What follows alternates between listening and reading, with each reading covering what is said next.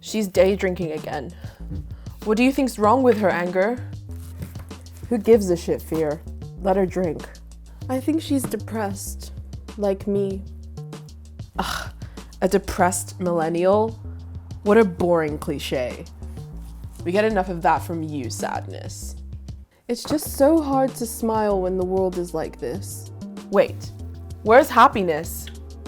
Guys, where the fuck is happiness? Fuck. Okay, this is bad. This is really, really bad. Okay, Sadness, what's wrong with Angie? So many things. I mean, right now, you idiot. Hey, Fear, don't bully Sadness. That's my job. Sadness, listen to me, okay? Something might be really, really wrong with Angie, and it's our job to protect her. Well, I think she's lonely. Pathetic. Absolutely pathetic. That can't be it. Come on, Sadness, this is an emergency. Why doesn't anybody ever listen to me? I told you what I know, now leave me alone. We need to do something about this quick, okay?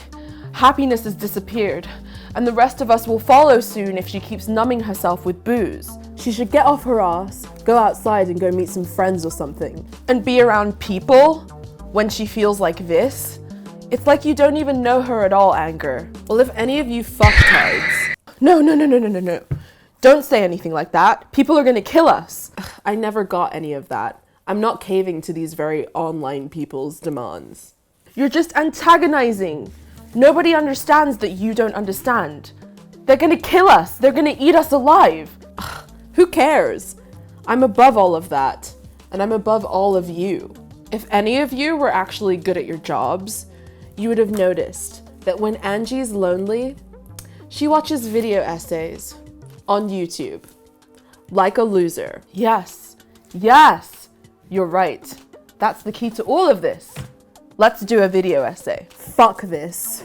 I'll do my best. Here we fucking go.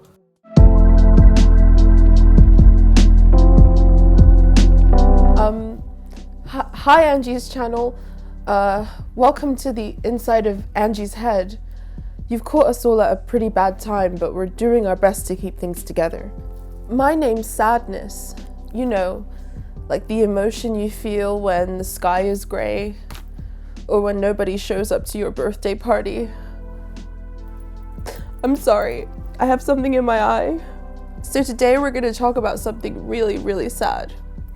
So I hope you have your box of tissues with you, because we're gonna be talking about loneliness and how capitalism makes it worse. It's inevitable that most people will experience loneliness throughout the course of their lives and feel anxiety over the state of their connections to others and the world at large. Life is messy after all. We lose contact with old friends, we drift apart from our social circles, we relocate, and people die, eventually leaving us forever. Emotional voids show up when connections that were once important fade away because of the natural entropy of existence. Natural forms of loneliness are really unpleasant, but they can also be times for self-reflection, a chance to reinvent ourselves, or they can even motivate us to create stronger and more meaningful connections in our lives. It's when loneliness becomes endemic and pervasive that we enter problem territory. Loneliness has in fact become the epidemic of our times, a public secret, a shameful burden that we all carry in some form. Over half of American adults report feelings of loneliness and isolation. A third of adults living in the UK report similar feelings. In Japan, there are over 500,000 adults under 40 who have not left the house or interacted with anyone for at least 6 months. And in Canada, the share of solo householders is now 28%. What do all these countries have in common? Well, they're all powerhouses of modern neoliberal capitalism. That's right. I believe that the current system exacerbates loneliness and makes us all a lot sadder and more atomized than we otherwise would be. I'm sorry. Why does capitalism have to be so mean? People aren't lonely because of capitalism. They're lonely because they're fucking gross, okay? Hot people are not lonely. Just look at Instagram. Yeah, this all sounds like a bunch of snowflake belly aching to me. Wait a minute, guys. I think sadness might have a point here. Look, Angie's calmed down. She's listening to music. Disgust, anger, fear. You guys are the reason that Angie's mentally ill. You've alienated people. Well, that's because people are fucking disgusting. And we're better than everybody. People are enemies. People kinda scare me. Be quiet, or I'll hit the depression button and you'll all be fucked. One of the saddest things about loneliness is that there's a stigma associated with it. If you're lonely, it's a really hard thing to talk about openly. This is because we're conditioned to believe that being without friends is some kind of indication of defectiveness. We live in a highly competitive society that forces us to view other people as enemies and rivals rather than friends and allies. This suppresses our nature as social beings. The rigid hierarchies and the toxic social comparison that capitalism encourages alienates us from one another. We're unconsciously programmed to act this way in order to succeed and get ahead. The ideology of neoliberalism is really, really upsetting. In it, we're so separate, so atomized, and fundamentally alone. We are taught from a very early age that competitive self-interest and extreme individualism are the only way we're ever going to succeed. And many of us are just not like that. And it just seems like there's no place for us. We're not supposed to lean on anyone. It's seen as weakness or dependency. And this affects some of the most vulnerable people in our society. Dependence on others is not viewed as communal striving. It's viewed as being faulty, and that really, really hurts.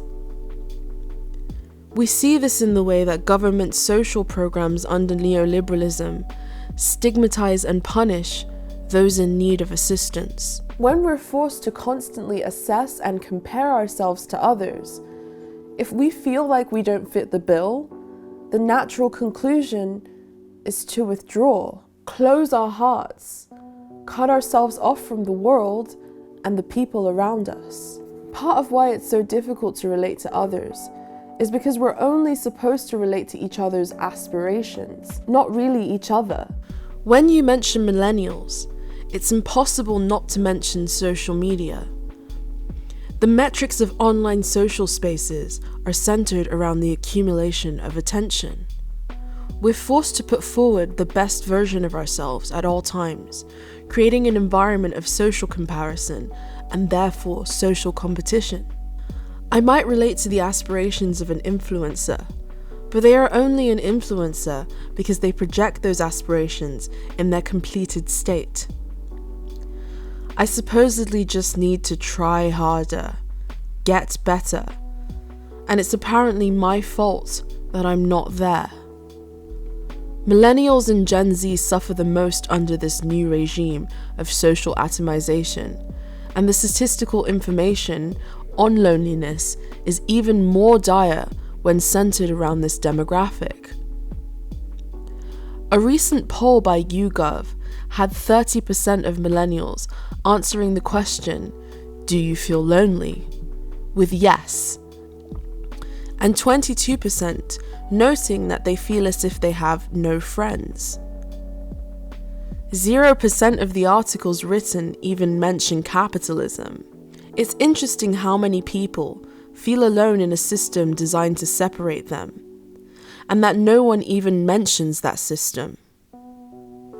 Social media consumption and decreased mental health walk hand in hand, especially on capitalist social media platforms, even to the point where companies like Instagram and Facebook have talked about removing visible likes on posts in order to avoid the merciless social comparison, competition, and posturing that inevitably results in the decreased mental health of young people. Capitalism encourages markets everywhere, and that includes our social lives. And markets create competition. Ruthless competition weakens communal and social bonds. When it looks like everybody's having a good time and you're not, when it feels like there's a party always going on and you're not invited, when all of your friends' successes and happiness become the benchmark of your own, it's really easy to feel like you're alone and that you fundamentally don't fit in. Recently, the term FOMO, or fear of missing out, has been used to describe what really equates to a kind of loneliness. FOMO is anxiety about missing an event, one that other people aren't missing. Someone experiencing FOMO doesn't just want to be there, it's that other people are there. It's not just a fear of missing out, it's a fear of missing others. Okay, so what the fuck does any of this mumbo jumbo have to do with Angie? Sadness just likes the sound of her own voice. Well, whenever Angie goes on social media, I do get pangs. She never really used to be online so much, but ever since she started Angie Speaks, things have gotten pretty bad. That's because to run her platform, she's had to spend more time on social media than she otherwise would. Well, I mean, social media is good for outrage. Oh, I love that shit. It's like a drug to me. Social media is really great for keeping track of who's a good girl and who's a bad boy, who's hot and who's fucking cancelled. I don't think it's good at all. I think it's really contributed to some of the mess that we're in here with Angie. This is the world we live in today. We're led to believe that mental health problems are internal faults, but there are a lot of external factors that play a role too. Competition, posturing, social comparison, and ruthless self-criticism are all exaggerated by the system that we're currently living under today. I'd be shocked if you could name me one mental health condition that isn't at least exacerbated by these factors. Angie's just another person who's affected by this. She's really not cut out for the rules of our culture. She's never really been interested in competing with others, and the pressure to do so sometimes makes her withdraw. I'm sure it's the same with a lot of others out there too. Economic and technological changes play a huge role in our functioning, but so does ideology. And in this case, the ideology of neoliberalism has morphed into a culture of isolation. Neuroscientists have now linked social pain to the same centers of the brain that control physical pain, and chronic isolation is said to be just as damaging to one's physical health as smoking or excessive alcoholism. Loneliness and isolation have now been officially canonized as the new public health crisis in the developed world. We are more connected than ever through technology, but more atomized than previous generations historically. Loneliness is a social austerity, and the most vulnerable groups in society are always the worst affected. This also includes all forms of neoliberal austerity. It is a silent killer, an epidemic that overly affects the elderly, the disabled, and other marginalized groups, but it has now woven its way into the cultural fabric as capitalism continues to erode and colonize our social structures to make it the norm. Healthy attachment is always vital to human development. Our bonds of attachment are what make our society function.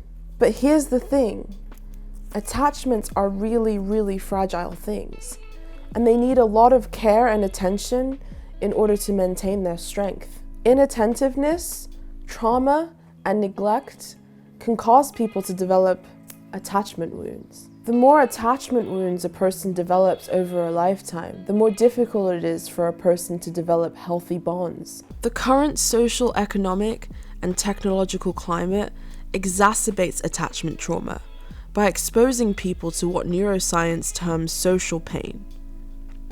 This consists of different forms of internalized social rejection, isolation, stigmatization, and even embarrassment. Repeated exposure to these forms of social pain have a catastrophic effect on our self-esteem, and it forces us to associate social interaction with pain and anxiety, causing us to withdraw altogether from one another. Social media, competitive corporate environments, and business networking technologies use social pain as negative stimuli to enforce conformity to the prevailing affect. These unnatural environments force us to adopt selfish attitudes and ruthless ambition, or risk social stigma.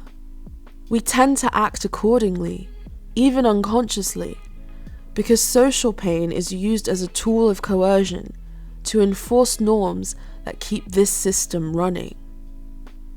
We all have core wounds that accumulate over our lifetimes through trauma and negative events. Having these core wounds torn open because of negative experiences under neoliberal capitalism makes us more atomized and hardened to the inevitability of isolation. The more atomized we are as individuals, the easier we are to control, the more we consume to fill voids, and the less likely we are to band together and actually create any sort of meaningful change. It's a big part of what's keeping us from putting the social back into socialism. What use are a bunch of antisocial socialists? We need healing now more than ever. We have to be brave enough to open our hearts and show vulnerability so that we can connect with each other again, even if the risk of social pain is being wielded against us by our system and our environments. These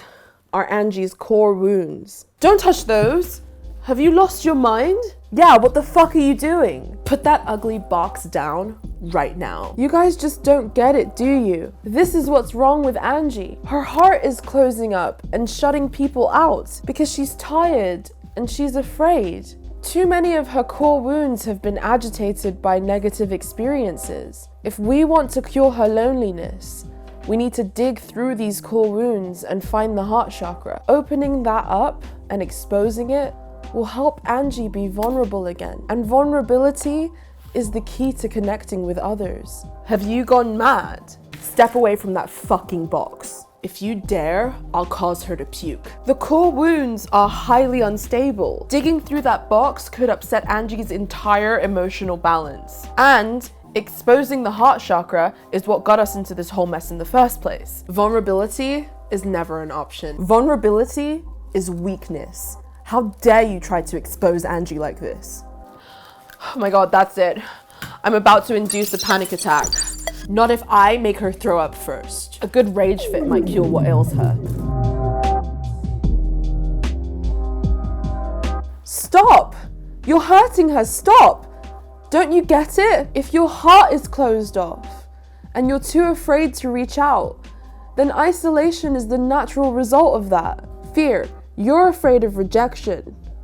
Anger, you're hostile and you push people away because you're afraid that they'll abandon you. And disgust. Disgust, you make harsh judgments of people because really and truly, you're afraid that other people are judging Angie in the same way. You've all internalized the errors of the system and you're using them to run Angie's life. You think you're helping, but you're really not. Well, we are helping. We see the world as it is, and we're trying our best to keep the heart chakra safe. If we open it and something hurts it beyond repair, then it will close itself forever. That won't happen if we all agree to help Angie get better and not get in the way. Well, how do we do that? Just calm down and trust me, okay? Trust you? Ugh, I don't even care anymore. Whatever. Ugh.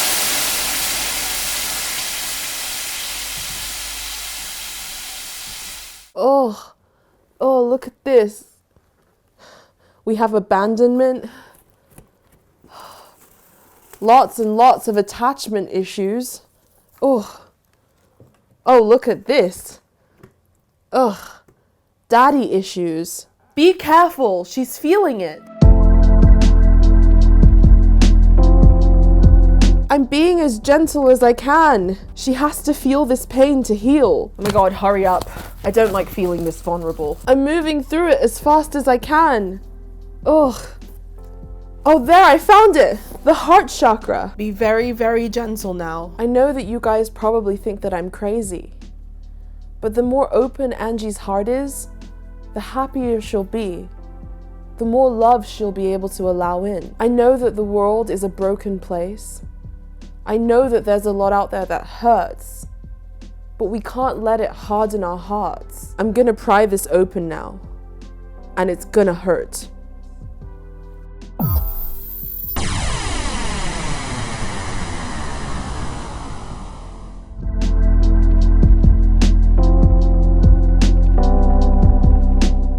Oh my god, what have you done, sadness? You've broken everything.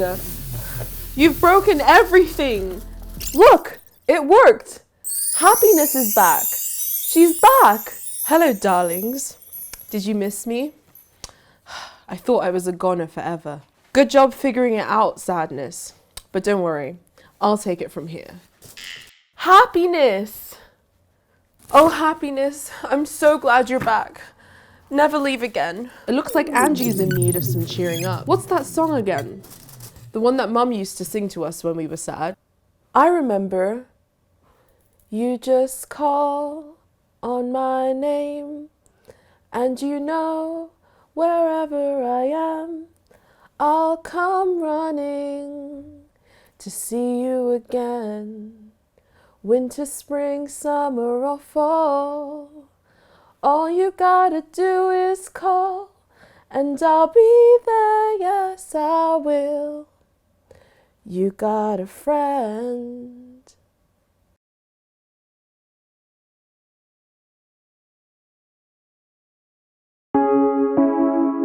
You are inside, shadows into light. I wept through the night. Oh, how I cried. The end is never right. Got no strength to fight. Called with all my might. Think I held too tight. The innocence of the moment has passed. I tried all in my power to make it last. I let it float away and watch the flames turn to ice.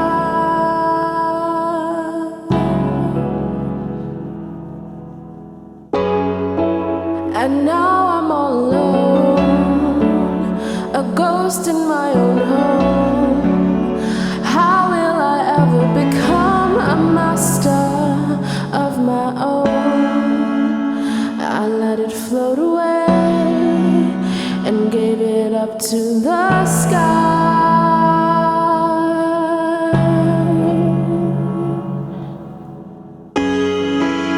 And now it's said and done, the fears I've overcome. I grow in the dark and I wonder if you'll ever come. I let it float away and followed it into the dark.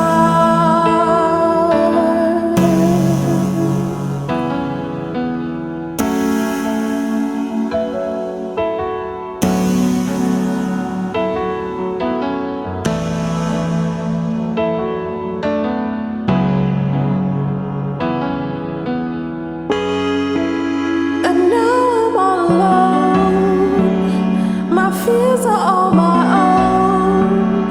I can't help but feel like I'm drowning in all you own. I let it float away and buried myself in your hair.